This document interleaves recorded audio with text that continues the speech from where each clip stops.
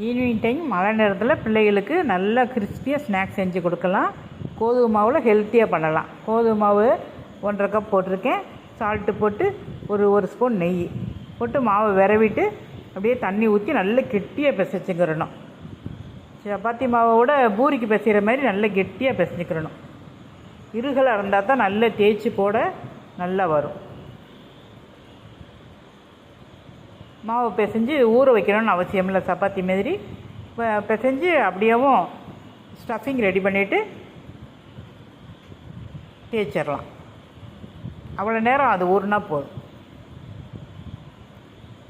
வெங்காயம் போட்டால் டேஸ்ட்டாக இருக்கும் இந்த ரெசிபிக்கு. அதனால் வெங்காயம் நல்ல ஸ்லைஸாக பெரிய வெங்காயம் 2 கட் பண்ணியிருக்கோம். கொஞ்சம் மல்லிச்செடி, கருவேப்பிலை, பச்சை மிளகாய் எல்லாம் கட் பண்ணி வச்சுக்கிறணும். கொஞ்சோண்டு மிளகாய் அப்படி தான் இந்த ஸ்பைஸ் தான். பச்சை மிளகாய் இடையில கடிபடுறப்ப நல்லாயிருக்கும். ஒரு மீடியம் சைஸ் உருளைக்கிழங்கு 3 நல்லா மேஷ் பண்ணி வச்சுக்கணும். கையில் மேஷ் பண்ணலாம், இல்லைன்னா மேஷர் வச்சு கூட மேஷ் பண்ணிக்கிறலாம். இது நல்லா மேஷ் பண்ணால் தான் நம்மளுக்கு அது பொரிச்சு எடுக்கையில் நல்லா இதாக வரும், பிரிஞ்சு போகாமல் நல்லா வரும். இங்கே கொஞ்சம் 4 பூண்டு பல்லு, கொஞ்சம் சோம்பு 1/2 ஸ்பூனும் போட்டு இடித்து வச்சுக்கிறணும். இதுக்கு எண்ணெய் ரொம்ப செலவாகாது இந்த உருளைக்கிழங்கு வதக்கிறதுக்கு. அதனால் 1 ஸ்பூனு தான் போட்டிருக்கேன்.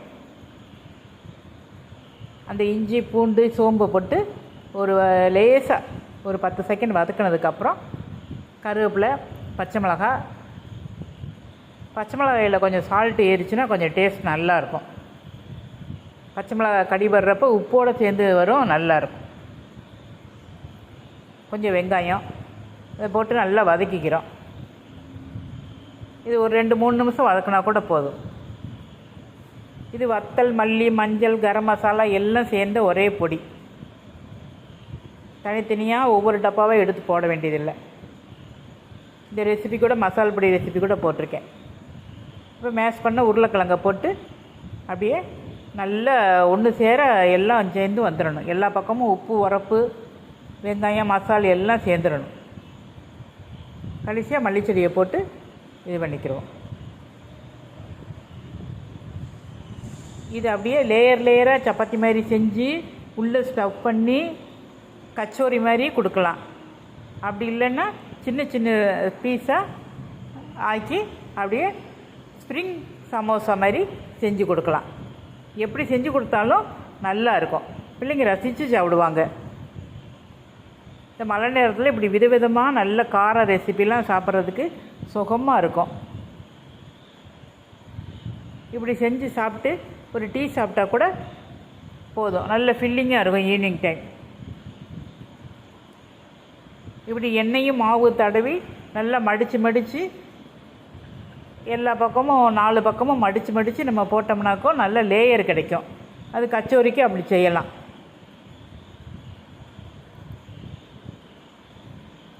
இல்லைன்னா கொழுக்கட்டை மாவு ஸ்டஃபிங் பண்ணுற மாதிரி சின்ன சப்பாத்தி செஞ்சு அதுக்குள்ளே ஸ்டஃபிங் வச்சு அப்படியேவும் மூடி எடுத்து நல்லா ரவுண்ட் ஷேப் பண்ணி அப்படியேவும் சப்பாத்தி ஆக்கி தட்டையை தட்டி அப்படியே எண்ணெயில் போட்டு பொரித்து எடுத்துடலாம்.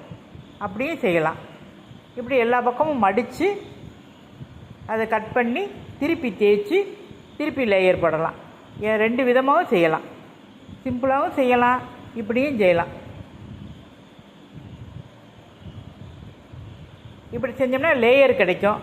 அப்படியே சப்பாத்தி மாதிரி தேய்ச்சி உள்ளே ஸ்டஃபிங் வச்சு போட்டோம்னாக்கோ அது சும்மா சாதாரணமாக பூரி சாப்பிட்ட மாதிரி தான் இருக்கும்.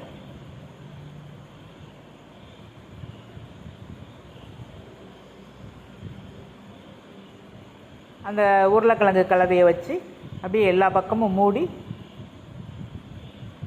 கொழுக்கட்டைக்கு மாவு ஸ்டஃபிங் பண்ணுற மாதிரி தான். பூரணத்தை ஸ்டஃபிங் பண்ணிவிட்டு அப்படியே கொஞ்சம் இது பண்ணுற மாதிரி தான். இதை அப்படியே கொஞ்சம் அமுக்கி விட்டு ப்ரெஸ் பண்ணி விட்டு நல்லா மட்டமாக்கி விட்டுட்டு எண்ணெயில் பொரித்து எடுத்துடலாம். இப்போ இன்னொரு மாடலில் பார்க்குறோம். இது அப்படியே ஸ்ப்ரிங் சமோசா மாதிரி வரும். இது பேக்கரிகள்லாம் கிடைக்கும்.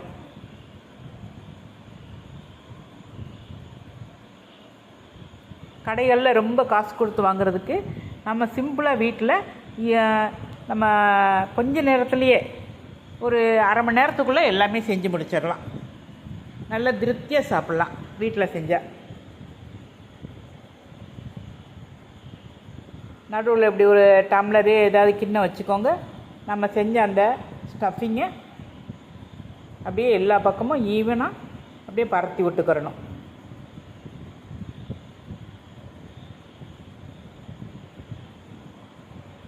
பரத்தி விட்டதுக்கப்புறம் அப்படியே பீஸ் போட்டுற வேண்டியதான்.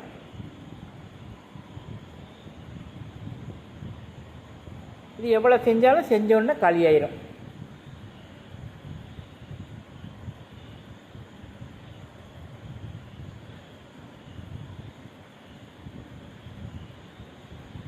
இது உப்பு காரத்தோடு சாப்பிட்றதுக்கு அவ்வளோ நல்லா இருக்கும். கடையில் போய் பப்ஸ்லாம் வாங்கினோம்னா எப்படி 100 ரூபா செலவாகும். அப்படியே சுருட்டி எடுத்துக்கிற வேண்டியதான். அப்படியே ஸ்ப்ரிங் மாதிரி இருக்கும். அப்படியே கடித்து சாப்பிட்றப்ப நல்ல கிறிஸ்பியாக இருக்கும். கூட கொஞ்சம் நேரம் வச்சு எடுத்திங்கன்னா நல்ல கோல்டு கலரில் வச்சு எடுத்திங்கன்னா சாப்பிட்றதுக்கு நல்ல கரகரன்னு இருக்கும்.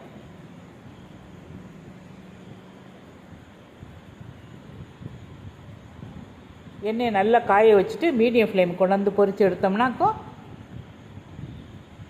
அது நல்ல வேகம். உள்ளே இருக்க லேயர் பூரா நம்ம சுருட்டி இருக்கனால உள்ளே இருக்க லேயர் வரைக்கும் கடைசி வரைக்கும் வேகணும்.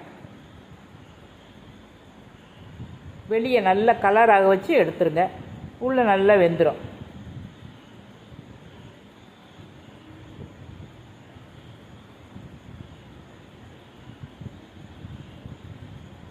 போட்டு ஒரு நிமிஷம் கழிச்சு கிண்டி விட்டோம்னா எதுவும் பிரிஞ்சு போகாமல் இருக்கும். இதில் வெங்காயம் போடாமல் பண்ணலாம். வெங்காயம் போட்டதுனால தான் கொஞ்சம் வருது.